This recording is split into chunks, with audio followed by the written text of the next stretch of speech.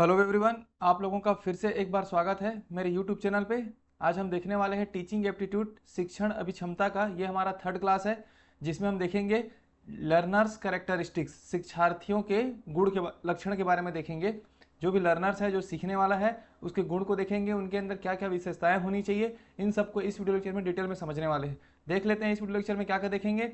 इसमें देखेंगे personal characteristics उनका, है ना, उनका निजी जो व्यक्तिगत जो विशेषताएं उनके बारे में देखेंगे, पर्सनल कैरेक्टरिस्टिक्स। एकेडमिक कैरेक्टरिस्टिक्स को देखेंगे, शैक्षणिक विशेषताएं। सोशल और इमोशनल कैरेक्टरिस्टिक्स को देखेंगे, सामाजिक या भावनात्मक विशेषताएं। कॉग्निटिव कैरेक्टरिस्टिक्स, संज्ञानात्मक विशेषताएं। इन सब को डिटेल में समझने वाले हैं। ये डायरेक्टली कैरेक्टरिस्टिक्स से भी आपको क्वेश्चंस देखने को मिलता है, इसलिए हम इसको डिटेल में पढ़ लेंगे, है ना। कैरेक्टरिस्टिक्स ऑफ गुड लर्नर्स के बारे में देखेंगे। इंडिविजुअल डिफरेंसेस, शिक्षार्थियों के बीच व्यक्तिगत जो अंतर होता है उसको भी समझेंगे, और लास्ट में कुछ एमसीक्यू हम सॉल्व करने वाले हैं। तो चलिए फिर स्टार्ट करते हैं, पूरे डिटेल में समझेंगे इन सब चीज़ों को, है ना। सबसे पहले समझते हैं लर्नर कैरेक्टरिस्टिक्स को। इसको समझने से पहले थोड़ा डिफरेंस देख लेते हैं हम लोग कि लर्नर, ठीक है, एक होता है लर्नर और दूसरा होता है स्टूडेंट। देखिए, स्टूडेंट मतलब होता है छात्र और लर्नर मतलब होता है जो सीखने वाला। तो स्टूडेंट भी सीखता है, तो लर्नर यहाँ पर क्या है, व्यापक शब्द है। ये ब्रॉडर मीनिंग में बात करेंगे तो लर्नर बोलेंगे, लेकिन स्टूडेंट बोला जाएगा तो थोड़ा मीनिंग छोटा हो जाता है उसका, ठीक है। यहाँ पर इसी को लिखा है कि लर्नर किसके साइनोनेम के पर्यायवाची के समान है, स्टूडेंट के लिए है। वैसी लर्निंग जो है वो टीचिंग के जैसा है। लर्निंग और टीचिंग एक जैसा है, और लर्नर और स्टूडेंट एक जैसा है। दोनों में डिफरेंस है, बट उसको देख लेते हैं क्या है डिफरेंस, है ना। तो यहाँ पर देखिए, इसी प्रकार शिक्षार्थी शब्द छात्र से अधिक व्यापक है। लिखा है कि जो लर्नर्स है, लिखा है learner is a broader then student. Learner जो है व्यापक शब्द है, क्योंकि लर्नर स्टूडेंट जो स्कूल में सीखता है, स्टूडेंट जो कॉलेज में सीखता है। जब आप स्टूडेंट होंगे उसके थ्रू, आपको टीचरों के थ्रू जो सिखाया जाएगा वो कहलाता है स्टूडेंट, है ना। अब किसी कॉलेज में या किसी स्कूल में जब स्टूडेंट है तो आप सीखेंगे, लेकिन लर्नर का अर्थ क्या होता है, चाहे कॉलेज हो चाहे बाहर में हो, कहीं पर भी जो हम सीख रहे हैं ना, वो सब आता है लर्नर में, ठीक है।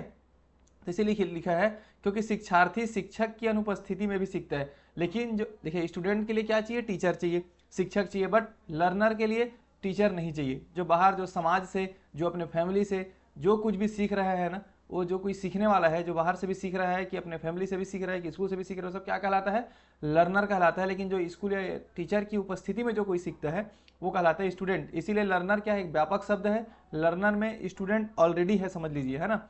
जो स्कूल कॉलेजेस में जो सीखने वाला है वो तो स्टूडेंट है, लेकिन उसके बाहर कोई भी जो सीख रहा है वो सब लर्नर है। तो लर्नर क्या हुआ, एक व्यापक शब्द हुआ, और स्टूडेंट थोड़ा उससे छोटा शब्द हुआ, है ना। वैसी सेम, ठीक है, ये क्लियर हो गया हमारा। देखते हैं अब सीखने की बात करेंगे, लर्निंग। अब देखिए, अब आता है लर्निंग, ठीक है, लर्निंग एंड टीचिंग। ये भी एक दो प्रक्रिया है, समझ लीजिए, प्रोसेस है ना। टीचिंग क्या है, किसी को सिखाने की प्रक्रिया है, टीच करने की प्रक्रिया। वैसी लर्निंग किसी सीखने की प्रक्रिया है। तो देखो लिखा है learning can take place inside as well as outside the classroom.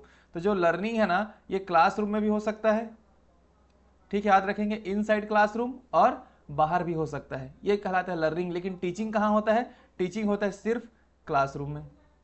तो मीनिंग समझ में आ रहा होगा। टीचिंग क्या है, जो क्लासरूम में से सिखाया जाता है, जो सीखने की प्रक्रिया है, शिक्षण की प्रक्रिया है, टीचिंग कहलाता है ना। तो टीचिंग कहाँ पर होता है, क्लासरूम में होता है। लेकिन लर्निंग का प्रोसेस वो हम क्लास में भी लर्न कर सकते हैं और बाहर भी कर सकते हैं। तो ब्रॉडर मीनिंग क्या हुआ, ब्रॉडर मतलब व्यापक शब्द हुआ आपका लर्निंग, फिर वैसे थोड़ा इंक्लूडेड है इसमें टीचिंग। क्लियर। जैसे मैंने बोला ना, स्टूडेंट और लर्नर्स। तो लर्नर मतलब ही होता है सीखने वाला, स्टूडेंट मतलब होता है छात्र। तो लर्नर हो गया बड़ा मीनिंग में, व्यापक शब्द है, क्योंकि हम लर्नर में स्टूडेंट ऑलरेडी है, क्लास में भी सीखता है, क्लास के बाहर जो समाज में, जो फैमिली में, अपने दोस्त यार में जो कोई भी सीख रहा है कुछ भी चीज़ें, वो सब कहलाते हैं लर्नर, ठीक है। वैसे लर्निंग और टीचिंग, तो टीचिंग क्लासरूम की बात करेंगे तब टीचिंग, और लर्निंग क्लासरूम में भी, साथ ही साथ बाहर में भी जो हम सीखते हैं वो सब लर्निंग कहलाता है, ठीक है। लिखा है बट टीचिंग, लिखा है ना, सीखना अंदर और बाहर भी हो सकता है, लेकिन शिक्षण केवल कक्षा के अंदर ही होता है। तो सीखना जो लर्निंग है वो कक्षा के अंदर भी हो सकता है और बाहर भी हो सकता है, लेकिन जो टीचिंग है केवल कक्षा के अंदर होता है।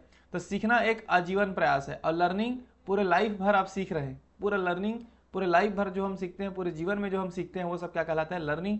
इसलिए हमें लगातार सीखने की उत्साह होनी चाहिए, इच्छा होनी चाहिए, और जीवन भर हमें सीखते रहना चाहिए। ये है सिंपल सा मीनिंग इसका, ठीक है। लर्निंग और मैं टीचिंग का मैंने डिफरेंस बता दिया, स्टूडेंट और लर्नर्स के मीनिंग मैंने बता दिया।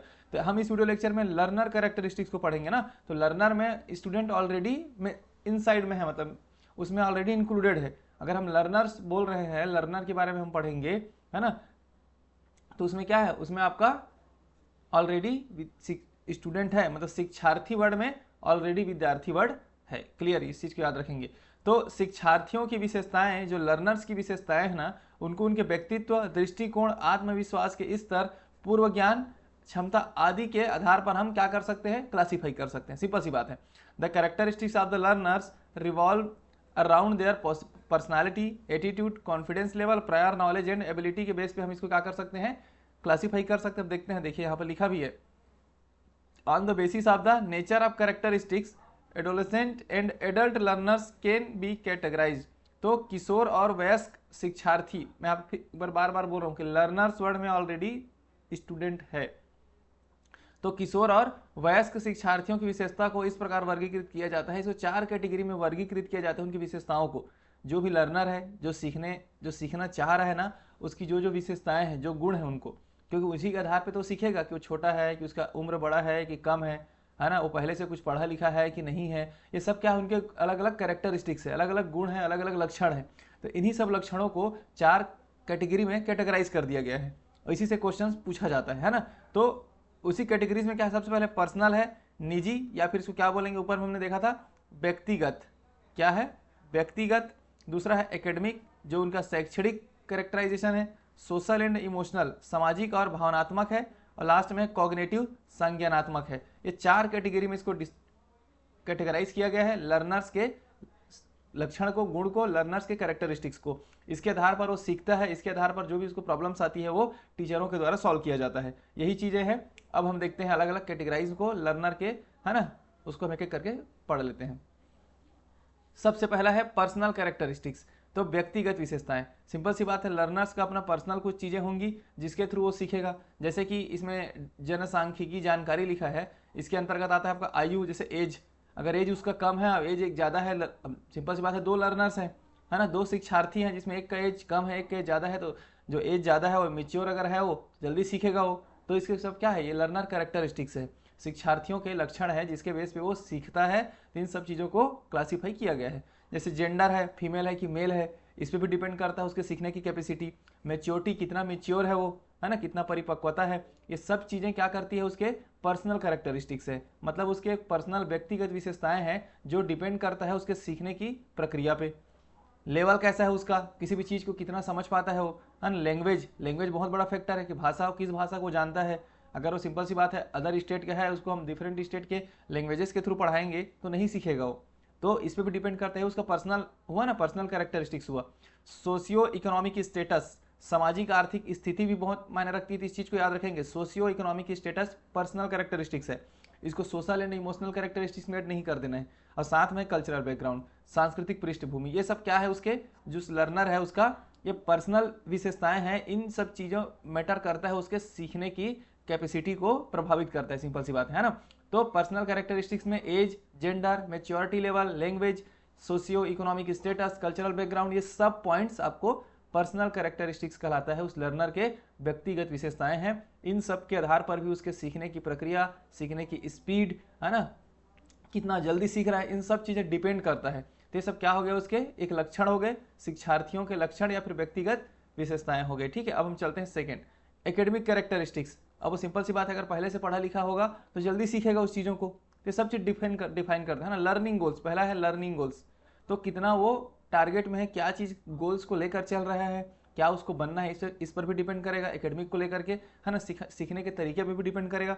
प्रायर नॉलेज, देखिए प्रायर नॉलेज मतलब होता है पूर्व ज्ञान। अब उसको पहले से कितना ज्ञान है, कितना नॉलेज वो रखा है अपने पास, उसके बेस पे वो सीखेगा। तो पहले से अगर नॉलेज है मतलब वो क्या कहलाया जाएगा, शैक्षणिक विशेषताएं कहलाएगा ना। एकेडमिक उसका स्ट्रांग है, सिंपल सी बात है। अगर कोई भी अगर टेक्निकल कोर्स किया हुआ है, कोई एक नॉन टेक्निकल कोर्स किया हुआ है, 2 लर्नर्स की बात करें हम, तो टेक्निकल कोर्स वाला टेक्निकल चीज़ को जल्दी सीखेगा, मतलब पहले से उसको टेक्निकल का ज्ञान है, पूर्व ज्ञान है। नॉन टेक्निकल वाला था, नॉन टेक्निकल टर्म्स को पहले समझेगा। तो इन सब चीज़ों पे भी डिपेंड करता है कि प्रायर नॉलेज, पूर्व ज्ञान कितना है उसको, ये भी उस पर उसके सीखने की कैपेसिटी पे डिपेंड करता है। ठीक है, अगला है एजुकेशनल लेवल्स ऑफ लर्नर, और शिक्षार्थी का शैक्षणिक स्तर क्या है। सिंपल सी बात है, जो भी एकेडमी से रिलेटेड जितने भी चीज़ उसमें है जो उनके सीखने में प्रभावित करेगा, कि सीखने में उसको हेल्प करेगा, ये सब क्या कहलाता है, उसके एकेडमिक कैरेक्टरिस्टिक्स कहलाता है। जैसे कि मैंने बोला लर्निंग गोल्स क्या है उसका, प्रायर नॉलेज पूर्व ज्ञान कितना है, एजुकेशनल लेवल क्या है, 10वीं पास है, 12th पास है कि ग्रेजुएशन है कि पीजी है, ये सब चीज़ क्या है, एजुकेशनल का लेवल ऑफ लर्नर्स, ये सब चीज़ उसको डिफाइन कर रहा है। तो इन सब चीज़ों को आप किस में लिखेंगे, एकेडमिक कैरेक्टरिस्टिक्स में, क्योंकि डायरेक्टली क्वेश्चंस आया हुआ है कैरेक्टरिस्टिक्स में लेकर के, है ना। अगला है सोशल एंड इमोशनल कैरेक्टरिस्टिक्स। अब देख लेते हैं सामाजिक और भावनात्मक विशेषताएं। सिंपल सी बात है, जो भी वो लर्नर्स है, जो भी शिक्षार्थी है, वो किसी समाज में रहता है, किसी ग्रुप में रहता है, तो वहाँ से भी वो कुछ कुछ चीज़ें सीखता है ना। तो जो वहाँ से वो सीखेगा वो उसके कौन से कैरेक्टरिस्टिक्स को शो कर रहा है, सोशल एंड इमोशनल कैरेक्टरिस्टिक्स को शो कर रहा है। वो अपने आप के बारे में क्या सोचता है, ये सब चीज़ें क्या है, इमोशनल कैरेक्टरिस्टिक्स है। और जो समाज में जुड़ा हुआ है, समाज के साथ जो रह रहा है, वो उसका सोशल कैरेक्टरिस्टिक्स है। तो इसको भी देख लेते हैं। तो based on the relation of a group of or an individual with the group, या किसी समूह या किसी व्यक्ति के समूह के साथ संबंध पर आधारित। तो किसी व्यक्ति के साथ समूह, मतलब किसी ग्रुप में है वो, और किसी इंडिविजुअल ग्रुप के व्यक्ति के समूह के साथ कैसा उसका संबंध है, मतलब समाज में कैसा संबंध है, लोगों के साथ कैसा संबंध है, ये सब क्या कहलाता है, सोशल एंड इमोशनल कैरेक्टरिस्टिक्स में आएगा। ठीक है, समूह की संरचना, ग्रुप का स्ट्रक्चर कैसा है, और जिस ग्रुप में वो रहता है उसका स्ट्रक्चर कैसा है, मतलब कितने लोग हैं, ये सब चीज़ें क्या है, एक सामाजिक चीज़ से जुड़ा हुआ है ना। तो ये सब किस में आ जाएगा, सोशल कैरेक्टरिस्टिक्स में। व्यक्ति का स्थान क्या है उस समूह में, place of individual with in A group, उस जो भी ग्रुप है, जो सामाजिक है, जो बना हुआ है, उसमें उसका स्थान क्या है। क्योंकि सिंपल सी बात है, अगर समाज में अगर है तो कुछ पोजीशंस पे है वो, अगर कुछ पोजीशन में है उस समाज में तो ज़्यादा कुछ सीख रहा है, उसको मौका ज़्यादा मिल रहा है। तो सब चीज़ें डिपेंड करती है, ये सब सोशल कैरेक्टरिस्टिक्स में आता है। ठीक है, अब उसके बाद आता है इमोशनल कैरेक्टरिस्टिक्स, जैसे मिलनसार, सोशिएबिलिटी कितना है, कितना वो मिलने वाला है लोगों के साथ, है ना। कई लोग होते हैं जो अच्छे से मिलते हैं, लोगों के साथ बातें करते हैं, ज़्यादा सीखेंगे, और जो बात ही नहीं करते, मिलनसार ही नहीं है, वो कैसे सीखेगा, है ना। आत्म छवि की बात करेंगे, सेल्फ इमेज, कुछ लोगों को अपने सेल्फ इमेज होने से इमोशनल कैरेक्टरिस्टिक्स में आ गए। सेल्फ इमेज, अपने आप को आप कैसे आप सोच रहे हो, उसके बेस पे भी आप सीखोगे। आप अपने आप को पहले से नर्वस फील करोगे तो नहीं सीखोगे उस चीज़ों को। किसी भी चीज़ को पूछने में आप अपने इमेज को ही आप कम करोगे तो नहीं सीखोगे। तो सेल्फ इमेज किस में आ रहा है आपका, सोशल एंड इमोशनल कैरेक्टरिस्टिक्स, मतलब इमोशनल कैरेक्टरिस्टिक्स हो गया। ठीक है, मनोदशा, आपको मूड कैसा है, ये भी बहुत इंपॉर्टेंट। आपको मूड सीखने का है कि नहीं है, आपका मूड बस, है ना, बस सुन रहे हैं लेकिन कुछ क्वेश्चन ही नहीं पूछ रहे हैं, कुछ चीज़ डाउट हो रहा है तो क्लियर ही नहीं कर रहे हैं, तो आपका मूड बहुत डिपेंड करता है। तो ये सब चीज़ें आपका क्या हो गया, आपका सोशल एंड इमोशनल कैरेक्टरिस्टिक्स में आ जाएगा, कि सामाजिक चीज़ें, लोगों के साथ जुड़ना, लोगों के साथ रहना, ये सब क्या है, सोशल कैरेक्टरिस्टिक्स है। वो अपने बारे में सेल्फ इमेज, हम तो मैं बता दूं आपको, सेल्फ इमेज हो गया, सेल्फ से रिलेटेड एफिशिएंसी है एक वर्ड, इन सब चीज़ों को आप याद रखेंगे। जहाँ पर सेल्फ रहेगा ना, वो किस में आता है, सोशल एंड इमोशनल कैरेक्टरिस्टिक्स में आता है। और जहाँ पर ग्रुप, सोसाइटी, ये सब आएगा, वो ये भी सोशल और इमोशनल कैरेक्टरिस्टिक्स में आएगा। क्योंकि मैक्सिमम 4 में क्लासीफाई किए हम लोगों ने, पर्सनल कैरेक्टरिस्टिक्स, सेकंड हम लोग एकेडमिक कैरेक्टरिस्टिक्स, थर्ड देखें हम लोग सोशल और इमोशनल कैरेक्टरिस्टिक्स। तो ये चीज़ को भी आप याद रखेंगे, आप आसानी से बना लेंगे। उसके बाद है कॉग्निटिव कैरेक्टरिस्टिक्स, ये हमारे लिए इंपॉर्टेंट थोड़ा हो जाता है, क्वेश्चन इसी से पूछा जा सकता है मैक्सिमम, क्योंकि ये थोड़ा डिफरेंट है। ठीक है, तो कॉग्निटिव कैरेक्टरिस्टिक्स, संज्ञानात्मक विशेषताएं। कॉग्निटिव कैरेक्टरिस्टिक्स में एक चीज़ आप याद रखें कि ये बौद्धिक से संबंधित है, आपके माइंड से संबंधित है, स्किल से संबंधित है, बौद्धिक, ठीक है, मस्तिष्क से संबंधित है। सिंपल सी बात है। तो जितने भी जो हम बुद्धि के थ्रू जो बौद्धिक हम जो डिसीजन लेते हैं ना, ये सब चीज़ें इसमें आती है। जैसे कि डिटरमाइन हाउ द लर्नर, यह निर्धारित करे कि सीखने वाला जो लर्नर है वो कितना समझता है किसी चीज़ को, कितना याद रखता है, कितना सोच पाता है, थिंग्स कितना, देखो लिखा ना, perceives, remember, things, solve problems, कैसे वो अपनी समस्याओं को समाधान करता है, ये सब क्या है, उसके बौद्धिक कौशल की तो बात है ये इस टाइप के जितने कुछ भी वो करता है इस सब चीज़ों से। देखिए कुछ चीज़ें तुमको पढ़ा दिया जाएगा, बट कुछ चीज़ें अपने से भी समझना है, कुछ चीज़ें हैं जो अपने से याद रखना है, कुछ चीज़ें ऐसी है जो एग्जाम में क्वेश्चंस को आप अपने से सॉल्व करेंगे, प्रॉब्लम को तो सॉल्व करना पड़ेगा ना। तो ये आपका किस में आ जाता है, कौन से कैरेक्टरिस्टिक्स है, ये कॉग्निटिव कैरेक्टरिस्टिक्स है, क्योंकि हम अपना बौद्धिक कौशल का यूज़ करके हम इसको सॉल्व करने का ट्राई कर रहे हैं। तो ये सब जो लर्नर्स के जो भी कैरेक्टरिस्टिक्स है, ये जो विशेषताएं हैं, ये सब किस में आता है, ये आता है कॉग्निटिव कैरेक्टरिस्टिक्स कहलाता है उनका। ठीक है, देखिए अब समस्याओं का समाधान कैसे करता है, संगठित कैसे करता है, उनके मस्तिष्क में यह जानकारी प्रतिनिधित्व करता है। मतलब वो सब, ये सब चीज़ें क्या है, perceives, remembers, things, solve problems, ये सब चीज़ किस में रहेगा, ये सब चीज़ उसके मस्तिष्क में ही तो रहेगा, माइंड में ही तो रहेगा, बुद्धि में ही तो रहेगा। तो ये सब चीज़ें कॉग्निटिव कैरेक्टरिस्टिक्स कहलाता है उसका। ठीक है, अटेंशन स्पेन, इसका मतलब क्या है, अटेंशन मतलब कितना ध्यान देता है वो चीज़ों को, कोई भी चीज़ें पढ़ाया जा रहा है तो कितना ध्यान है उसका, अटेंशन है ना, ध्यान अवधि लिखा है, जैसे देखिए कितना टाइम तक वो ध्यान दे सकता है। ये सब चीज़ें भी क्या है उसके इंटेलेक्चुअल कॉग्निटिव कैरेक्टरिस्टिक्स में आता है। मेमोरी कितना है, याद कितना रख पाता है, मेंटल प्रोसीजर क्या है, मानसिक प्रक्रियाएं कैसी है उसकी, ये सब चीज़ें लर्नर्स के कॉग्निटिव कैरेक्टरिस्टिक्स में आता है। एंड इंटेलेक्चुअल स्किल, बौद्धिक कौशल, जैसे कि मैंने ऊपर बता दिया, तो आप बौद्धिक कौशल से लेकर के, है ना, बुद्धि के यूज जहाँ कहीं पर हो रहा है वो सब किस में आता है, कॉग्निटिव कैरेक्टरिस्टिक्स में। एकेडमिक वाला एकेडमिक में, सोशल और इमोशनल वाला जो चीज़ें हैं वो सोशल इमोशनल कैरेक्टरिस्टिक्स में। 30 चीज़ों को याद रखेंगे। एक बार और देख लेते हैं डायग्राम के फॉर्म में। देखिए यहाँ पर लिखा है कॉग्निटिव कैरेक्टरिस्टिक्स में अटेंशन स्पेन, जो मैंने बताया अभी, memory, mental process, intellectual skills, ये सब किस में आता है, कॉग्निटिव में। पर्सनल में डेमोग्राफिक इन्फॉर्मेशन, जैसे एज, जेंडर, मेच्योरेशन, कितना मेच्योर है, मैंने बोला लैंग्वेज, सोशियो इकोनॉमिक स्टेटस है, ये क्या है, सोशियो इकोनॉमिक स्टेटस किस में आता है, मैं बोला था पर्सनल में। इस चीज़ को कंफ्यूज नहीं होंगे, सोशियो लिखा है तो सोशल एंड इमोशनल में ना कर दे, ठीक है ना। सोशल एंड इमोशनल में देखिए self image, feeling of self efficiency, sociability, sociability, मतलब जो मिलनसारिता जो मैंने बोला। उसके बाद एकेडमिक में कितना प्रायर नॉलेज है, एजुकेशनल का टाइप क्या है, टेक्निकल एजुकेशन है कि नॉन टेक्निकल है, सब डिपेंड करता है उसके सीखने पे, है ना। एजुकेशनल का लेवल कितना है उसका, ये सब चीज़ें आप समझें और शॉर्ट नोट्स बना लें, है ना, चारों कैरेक्टरिस्टिक्स को, क्योंकि इस वीडियो लेक्चर से मेनली हम कैरेक्टरिस्टिक्स ही इसमें से इंपॉर्टेंट है जो आपके एग्जाम में पूछा जा सकता है, ठीक है। अब हम चलते हैं गुड लर्नर्स में कौन कौन सा गुण होता है उसको हम देखते हैं, ठीक है। तो अच्छे विद्यार्थी निरंतर बने रहते हैं। देखिए persistent, good learners are persistent, मतलब हमेशा वो सीखने की चाह रखता है और हमेशा वो क्या करता है, वो डेवलपमेंट अपना करते रहता है। देखिए the process of development for good learner is a continuous and gradual, वो हमेशा विकास की प्रक्रिया सतत और क्रमिक होती है। तो अच्छे विद्यार्थी हमेशा परसिस्टेंट होते हैं, हमेशा निरंतर वो बने रहते हैं, निरंतर वो सीखते रहते हैं, पहला गुण। दूसरा देखते हैं, है ना, वे जानते हैं अपने ज्ञान का उपयोग कैसे करना है। जो गुड लर्नर है, जो अच्छा सुनने वाला है, जो अच्छा सीखने वाला है, अच्छा शिक्षार्थी है, वो जानता है अपने ज्ञान को कैसे यूज करना है, अर्थात इसका उपयोग वास्तविक जीवन की समस्याओं को हल करने के लिए कैसे किया जा सकता है। तो make use of their knowledge, उसको अपने नॉलेज जो कुछ भी वो सीखा है उसको यूज करना आता है, ये है गुड लर्नर के एक विशेषताएं हैं। अच्छे शिक्षार्थी की क्या है, एक विशेषताएं हैं। ये सब चीज़ें हमें भी फॉलो करना है, वो आपको भी फॉलो करना है ना, सीखना है और उसको गुड लर्नर्स बनना है। गुड लर्नर्स मतलब जो निरंतर सीखता है, निरंतर पढ़ता है। सेकंड, अपने नॉलेज का यूज़ करना आता है, समस्याओं जब भी उसकी लाइफ में समस्याएं आएंगी तो उसको सॉल्व करना उसको आता है, ठीक है। अगला है वे अपना ज्ञान दूसरों के साथ साझा करते हैं और इसे केवल अपने तक सीमित नहीं रखते हैं। सिंपल सी बात, वे अच्छी तरह जानते हैं कि ज्ञान बांटने से बढ़ता है। तो शेयर देयर नॉलेज, वो अपने नॉलेज को शेयर करना जानता है लोगों के साथ और उसको ये भी पता है कि ज्ञान बांटने से बढ़ता है। तो ये गुड लर्नर्स के क्या है, सब लक्षण है ना, हम जानते भी।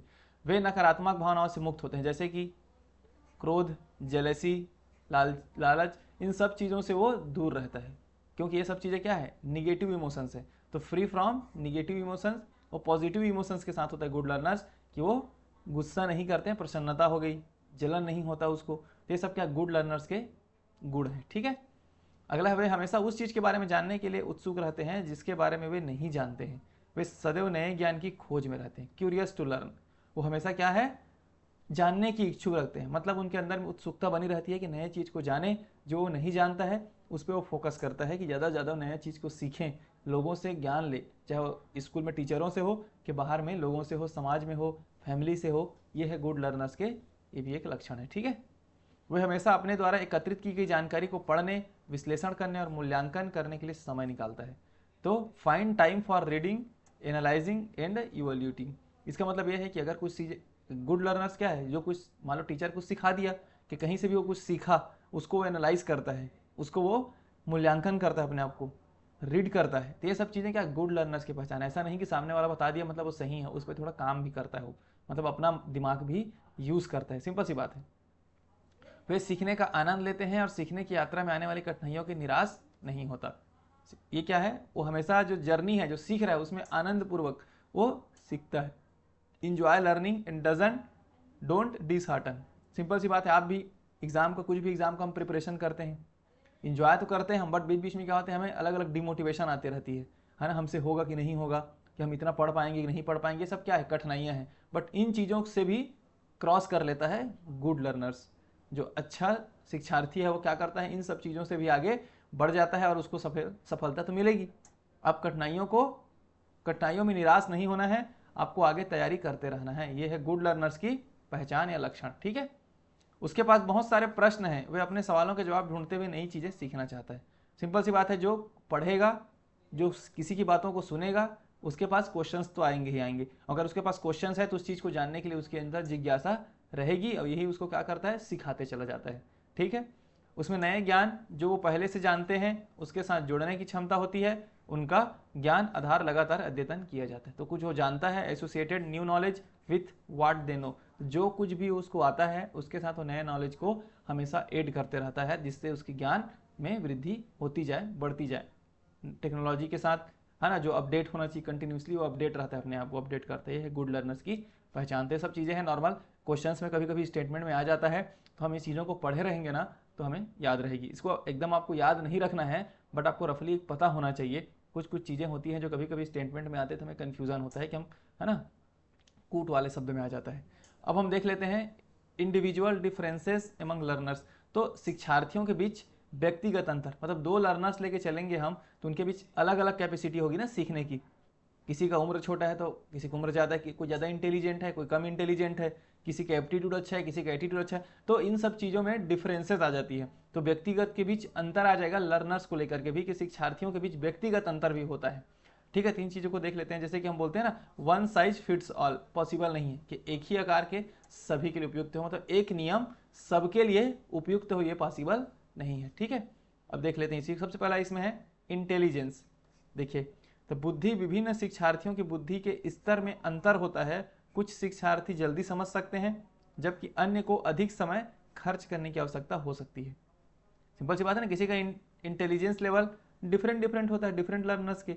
कोई जो होता है जल्दी सीख जाता है क्योंकि उसका इंटेलिजेंस लेवल जो है हाई है, थोड़ा क्विकली सीख जाता है कोई भाई, जबकि अदर जो होता है वो थोड़ा इंटेलिजेंट कम है ना, उसकी बुद्धि के विकास थोड़ा कम हुआ है अभी, तो वो थोड़ा लेट लगता है। तो ये एक क्या है, पहला फैक्टर क्या हो गया है कि दो लर्नर्स के बीच या फिर लर्नर्स के बीच की जो डिफरेंसेज हम जो पढ़ रहे हैं ना, व्यक्तिगत के बीच अंतर, तो पहला क्या है, इंटेलिजेंस। इंटेलिजेंस लेवल पे भी डिपेंड करता है कि वो जल्दी सीखेगा कि वो लेट में सीखेगा। ठीक, पहला हो गया। दूसरा देखते हैं एप्टीट्यूड। तो देखिए, एप्टीट्यूड का मीनिंग होता है योग्यता या कुछ करने की क्षमता। योग्यता क्या है, कुछ करने की क्षमता। अब शिक्षार्थियों की योग्यता उसके प्रदर्शन को प्रभावित करती है। अब आपके अंदर करने की क्षमता है, अगर आपको एग्जाम निकालना है, आप अपने आप में क्षमता डेवलप कर रहे हैं तो आप एग्जाम निकालेंगे।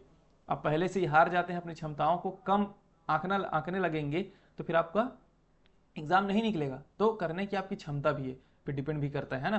तो कई शोध अध्ययनों में इसे उच्च स्तर पाया गया। देखिए, योग्यता के परिणाम स्वरूप सीखने और उसे बनाए रखने में बेहतर प्रदर्शन होता है। अगर हम उस चीज़ को बेहतर बनाए रखें, योग्यता को अपनी करने की क्षमता को मेंटेन करके रखें, तो हमें बेटर परफॉर्मेंस देखने को मिलेगा लर्निंग और याद रखने में, रिटेनिंग में।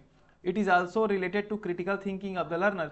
यह शिक्षार्थियों की आलोचनात्मक सोच से भी संबंधित है। तो अगर उसके में योग्यता है, कुछ करने की क्षमता है, तो उसका क्रिटिकल थिंकिंग भी इंक्रीज होगा और वो सक्सेस भी होगा। तो इस चीज़ को हमें मेंटेन करना है, हमें योग्यता में तो कुछ करने की क्षमता को डेवलप करते रहना है, अपना ज़्यादा से ज़्यादा हमें बढ़ाते जाना है अगर एग्जाम को क्वालिफाइड करना है तो। ठीक है, थर्ड है एज। एज फैक्टर भी है ना। अब देखिए, उम्र सीखने की जिज्ञासा को भी प्रभावित करती है, सिंपल सी बात है। Age affect the curiosity of learn. We know that kids are more curious than acquire new knowledge, है ना। बच्चे जो होते हैं जिनको कुछ नया ज्ञान प्राप्त करने के लिए बहुत अधिक उत्सुक होते हैं। जैसे जैसे हम बड़े होते जाते हैं, सारी जिज्ञासा हमारी कम होती जाती है या फिर बढ़ती भी जाती है अलग अलग कंडीशन से। तो एज भी बहुत बड़ा फैक्टर है आपके लर्नर के, कितने अच्छा से लर्न कर रहे हैं, एज भी बहुत बड़ा फैक्टर है। अगला है मोटिवेशन, प्रेरणा। तो प्रत्येक शिक्षार्थी, प्रत्येक लर्नर के पास किसी कौशल या किसी अन्य चीज़ को सीखने के लिए अलग अलग प्रेरक शक्ति होती है, कहीं ना कहीं से उसको मोटिवेशन मिला रहता है। जैसे कि रोजगार की इच्छा, उसको जॉब चाहिए, एम्प्लॉयमेंट चाहिए, बेटर सैलरी चाहिए, किसी को बिजनेस सक्सेस कराना है, किसी का वो चीज़ हॉबी हो सकता है ना, किसी को फुलफिलिंग पेरेंट्स विश, किसी को माँ बाप के सपने को पूरे करने हैं। तो ये सब चीज़ क्या है, सबका अलग अलग मोटिवेशन है, हर एक लर्नर्स का अलग अलग मोटिवेशन है, उसके अकॉर्डिंग वो मेहनत करता है, उसके अकॉर्डिंग वो सीखता है। किसी के लिए मैं बोला ना, एक रोजगार हो सकता है, बट किसी के लिए वो बिजनेस करना है तो उसको अलग टाइप से सोचना है। किसी को उसका हॉबी अच्छा लगता है तो हॉबी को फॉलो करेगा। तो लर्नर्स का सब क्या है, एक अलग अलग कैरेक्टरिस्टिक्स है। लर्नर्स के क्या है, विशेषताएं हैं जो उनके अलग अलग सीखने लेवल को प्रभावित करता है। सिंपल सी बात है, मोटिवेशन एक हो गया। पर्सनालिटी, अब उसका व्यक्तित्व एक कैसा है उनका। तो एक शिक्षार्थी का व्यक्तित्व उसकी सीखने की क्षमता पर प्रभाव डालता है। तो किसी का एक व्यक्तित्व जो है, पर्सनालिटी क्या है, वो भी उसके लर्निंग कैपेसिटी को, एबिलिटी टू लर्न को प्रभावित कर सकता है। दूसरों के साथ उसका संवाद उसके व्यक्तित्व पर निर्भर करता है। अगर आप अच्छे से दूसरों के साथ बात करने वाले हैं, एक होता है शांत लोग होते हैं, एक होते हैं दूसरों से थोड़ा बात करेंगे, है ना, लोगों के साथ मिलना जुलना रहेगा तो वो जल्दी सीखेगा, उनका व्यक्तित्व तो वैसी है, उनका पर्सनैलिटी वैसा है कि लोगों के साथ मिलना अच्छा है, उनको अच्छा लगता है, तो वो अलग टाइप सीखेगा। और जो नहीं बात करता, किसी के साथ मिलना जुलना नहीं है, किसी के साथ पर्सनैलिटी ही नहीं है उसका, तो उसका लर्निंग कैपेसिटी थोड़ा डिफरेंट होगा। तो ये सब डिपेंडेंट करता है। जैसे कि कर्तव्यनिष्ठा है ना, आपका देखिए अलग अलग लिखा है, बहिर्मुखता, उसके बाद है एग्रीएबलनेस, कितना वो एग्री रहता है किसी चीज़ को लेकर के, कितना वो खुलापन, मतलब कितना वो ओपननेस है उसके नेचर में, कितना कुछ वो सीखता है। ये सब चीज़ें, जॉब परफॉर्मेंस, अचीवमेंट, ये सब चीज़ें आपके शैक्षणिक उपलब्धि, नेतृत्व, कल्याण से संबंधित है। मतलब आपके प्रदर्शन कैसा है, सब चीज़ आपके पर्सनालिटी पर डिपेंड करता है। तो ये भी एक बहुत बड़ा फैक्टर है। प्रायर नॉलेज, इसको हम लोगों ने देखा था पूर्व ज्ञान, वो पहले से कितना कुछ सीखा हुआ है, वो भी डिपेंड करता है उसके सीखने की कैपेसिटी में। जैसे मैं पहले बता दिया कि अगर वो ग्रेजुएशन किया है, अगर वो पीजी किया है तो जल्दी सीख जाएगा। एक है जो 10th और 12th पास बस हुआ है, उसका थोड़ा कैपेसिटी अलग होगा। तो पूर्व ज्ञान भी कितना है किसी टॉपिक को लेकर के, है ना, पूर्व में कितना वो जानता है, ये सब चीज़ डिपेंड करता है उसके लिखने सीखने की कैपेसिटी पर। ठीक है। लर्निंग स्टाइल, तो सीखने की शैली प्रत्येक सीखने वाले की अलग अलग होती है। सिंपल सी बात है, कुछ को पूर्ण मौन की आवश्यकता होती है। कुछ बच्चे होते हैं जो कमरे में अकेले पढ़ेंगे, पूर्ण बहुत शांति में पढ़ पाते हैं। बट कई लोग क्या होते हैं, यहाँ पे लिखा है संगीत की आवश्यकता हो सकती है, मतलब गाना सुनते हुए भी कई लोग पढ़ाई करते हैं। ये सब क्या है, सबका लर्निंग स्टाइल अलग अलग है ना। कोई लोग 2-3 मिल के रूम में पढ़ते हैं, ग्रुप डिस्कशन किसी को अच्छा लगता है तो किसी को ग्रुप डिस्कशन अच्छा नहीं लगता। तो ये सब क्या अलग अलग सीखने की स्टाइल है, लर्निंग स्टाइल है। तो ये सब भी डिपेंड करता है आपके लर्निंग कैपेसिटी को। अगला है एटीट्यूड, इसे हमने देखा था एप्टीट्यूड जो कि योग्यता, एटीट्यूड मतलब होता है अभिवृत्ति। तो सीखने वाले का दृष्टिकोण भी एक महत्वपूर्ण कारक हो सकता है। सकारात्मक दृष्टिकोण मतलब पॉजिटिव एटीट्यूड के साथ रहने से आपको मदद मिलती है सीखने में। अगर आपका एटीट्यूड पॉजिटिव है, मतलब हमेशा आप पॉजिटिव रहते हैं, निगेटिव चीज़ों को आप नहीं रखते हैं, तो आपको सीखने में वो क्या करेगा, लर्निंग में आपको मदद करता है। ठीक है। अभिवृत्ति के विभिन्न पहलू जैसे रुचि, खुलापन, प्रसन्नता, पूर्वाग्रह, स्नेह शिक्षार्थी के व्यक्तित्व को आकार देने में मदद करता है। लिखा है यहाँ पे देखिए, ओपन माइंडनेस कितना खुलेपन है, मतलब उसके बाद चीयरफुलनेस कितनी है, प्रसन्नता के साथ सीख रहे हैं, है ना। पूर्वाग्रह, प्रिजुडिस, पूर्वाग्रह होता है अफेक्शन, हेल्प। तो ये सब चीज़ें डिपेंड करती है आपके एटीट्यूड पे। तो आपको पॉजिटिव एटीट्यूड के साथ सीखना है, मज़े के साथ मेहनत करना है, पढ़ाई करना है, निगेटिव चीज़ें को नहीं लाना। जैसे ऊपर में बोला था, जो आपकी जेलसी हो गया, लालच हो गया, ये सब चीज़ें क्या है, निगेटिव है। क्रोध, एंगर, ये सब क्या निगेटिव एटीट्यूड है। हमें पॉजिटिव एटीट्यूड के साथ रहने से हमारे लिए अच्छे से हम सीखेंगे और हमारा फैक्टर भी इंक्रीज होगा, मतलब हम सीखने की कैपेसिटी भी हमारी बढ़ेगी। अगला है इन्वायरमेंट, आप आसपास जो इन्वायरमेंट रहते हैं वो भी बहुत डिपेंड करता है। चाहे आपका इन्वायरमेंट आरामदायक वातावरण में रहना चाहिए। सिंपल से पर्यावरण प्रभावी अधिगम के लिए, मतलब इफेक्टिव लर्निंग के लिए आपको आपका इन्वायरमेंट भी अच्छा होना चाहिए। विभिन्न शिक्षार्थी विभिन्न प्रकार के वातावरण में सहज रह सकते हैं। कुछ लोग समूहों में या यदि आसपास अन्य शिक्षार्थी हैं, जैसे पुस्तकालय में बेहतर सीख सकते हैं। मतलब कुछ लोग होते हैं जो चाहते हैं कि अपने आसपास ही लोगों के द्वारा पढ़ाई करते रहें, तब हम सीख पाते। जैसे कि लाइब्रेरी हम ज्वाइन कर लेते हैं, पुस्तकालय में जा करके वहाँ पर भी अच्छा आपको इन्वायरमेंट आपको मिलता है, तो आप सीखते हैं। बट कई बच्चे क्या होते हैं, कमरे में रह कर ही पढ़ते हैं, उनको नहीं चाहिए। तो सबका इन्वायरमेंट भी डिपेंड करता है, अलग अलग इन्वायरमेंट में अलग अलग लर्निंग कैपेसिटी है सबका। तो ये सब इंडिविजुअल डिफरेंसेस है ना, लोगों के बीच आपस में डिफरेंसेस है लर्निंग में। इन सब चीज़ें को नॉर्मल चीज़ें, हेल्थ जैसा कि एक फैक्टर है। अब आपका स्वास्थ्य अच्छा होगा तो आप अच्छे से याद रख सकेंगे, स्मरण करने की क्षमता को प्रभावित करेगी वो। तो आपको अच्छे स्वास्थ्य में रहना है, हेल्थ आपका अच्छा होना चाहिए। ये सब भी आपका सीखने की कैपेसिटी, लर्निंग कैपेसिटी को इफेक्ट करता है। तो ये सब जो मैंने बताया 10 पॉइंट्स यहाँ पर ना, ये मेन पॉइंट्स हैं लर्निंग कैरेक्टरिस्टिक्स का।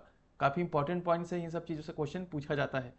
ठीक है। अब हम देख लेते हैं, हम क्या कर रहे हैं, लर्नर का कैपेसिटी हम देख रहे हैं, कि लर्नर के कैरेक्टरिस्टिक्स को देख रहे हैं, क्या क्या चीज़ें प्रभावित करती है। अब देखो यहाँ पर, which of the following are the most influential factor of learning.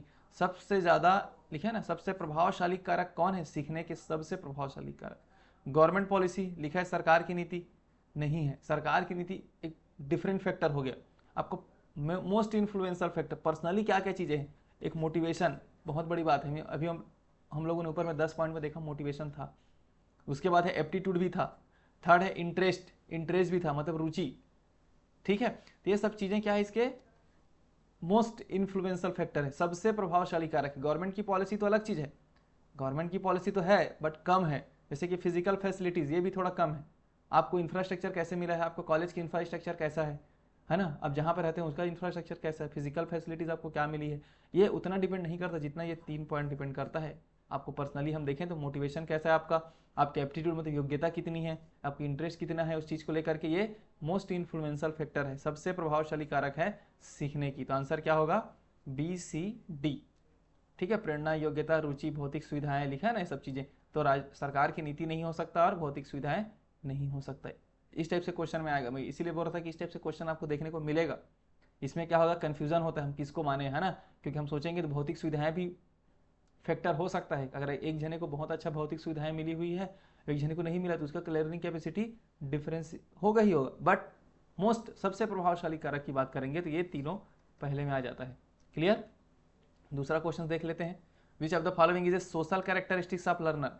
कौन शिक्षार्थी की एक सामाजिक विशेषता है। मैं पहले ही बोला था सामाजिक में लोग होने चाहिए, समूह होना चाहिए। जब तक हम समूह, लोग, समाज की बात नहीं करेंगे, सामाजिक विशेषताएं नहीं होगा। जैसे इसमें लिखा है power of sensory perception. Perception मतलब है संवेदी धारणा की शक्ति। ये किस में आता है, ये आता है आपका, मैं बोला ना परसेप्शन, परसीव्स, किस में आता है ये, कॉग्निटिव कैरेक्टरिस्टिक्स में। एबिलिटी, थिंकिंग एबिलिटी भी किस में आता है, कॉग्निटिव कैरेक्टरिस्टिक्स में। उसके बाद पावर ऑफ सिंथेटिक इमेजिनेशन, ये भी क्या है, एक पावर है आपका, बौद्धिक की कौशल की ही बात है ये भी किस में आएगा, कल्पना शक्ति लिखा ना, कल्पना शक्ति, सोचने की क्षमता, सब किस में आता है, कॉग्निटिव कैरेक्टरिस्टिक्स में। और स्वयं को दूसरों के साथ जोड़ने की जो क्षमता है किस में आता है, ये आता है आपका सामाजिक विशेषता, सोशल कैरेक्टरिस्टिक्स कहलाता है इसको। तो इन सब चीज़ों को आपको समझना है, वैसा एनालिसिस करके ऑब्जेक्टिव क्वेश्चन को सॉल्व करना है, कंफ्यूज नहीं होना है। क्लियर है, ये 2 ऑब्जेक्टिव क्वेश्चंस मैंने करा दिए इससे रिलेटेड, और हम आगे प्रैक्टिस कर लेंगे, है ना। अभी के लिए इतना ही। आपको क्या करना है, लर्नर कैरेक्टरिस्टिक्स, ये डायरेक्टली सिलेबस में भी मेंशन है। जो 4 मैंने कैटेगराइज करा है लर्नर्स कैरेक्टरिस्टिक्स, जो समझाया आप लोगों को, है ना, कॉग्निटिव हो गया। आपको जो 4 मैंने पॉइंट समझाए डायरेक्टली सिलेबस में मेंशन भी है।